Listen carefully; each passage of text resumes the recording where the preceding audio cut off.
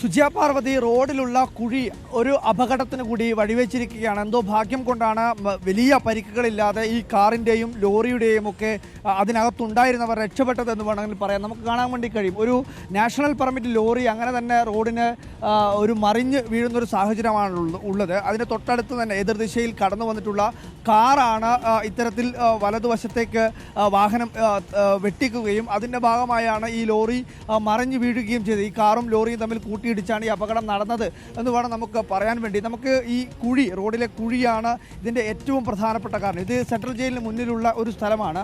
ആ സെൻട്രൽ ജയിലിന് മുന്നിലാണ് ഇത്തരത്തിൽ ഗ്യാസ് പൈപ്പ് ലൈനിന് വേണ്ടി കുറേ ദിവസമായി, 1-2 ദിവസം ഒന്നുമല്ല, ഏകദേശം ഒരു 2-3 ആഴ്ചയായി ഈ കുഴി ഇങ്ങനെ ഇവിടെ കുഴിച്ചു വെച്ചിരിക്കുന്നു. വെള്ളം നിറഞ്ഞിരിക്കുന്ന അവസ്ഥ.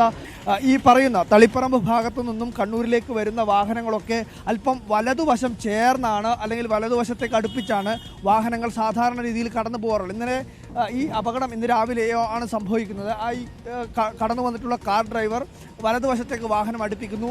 എതിർ ദിശയിൽ നിന്ന് വന്ന്, അതായത് കണ്ണൂർ ഭാഗത്തു നിന്ന് വന്ന് ഈ നാഷണൽ പെർമിറ്റ് ലോറി ഈ പറയുന്നത് പോലെ ഒന്നും ചെയ്യാൻ വേണ്ടി കഴിയാത്തൊരവസ്ഥയിൽ ലോറി ഡ്രൈവർ അത്തരത്തിൽ അവരുടെ വലതുവശത്തേക്ക് അടുപ്പിക്കുകയും അങ്ങനെ ഈ ലോറി മറിഞ്ഞ് അപകടം സംഭവിക്കുകയുമാണ് ഉണ്ടായിട്ടുള്ളത്.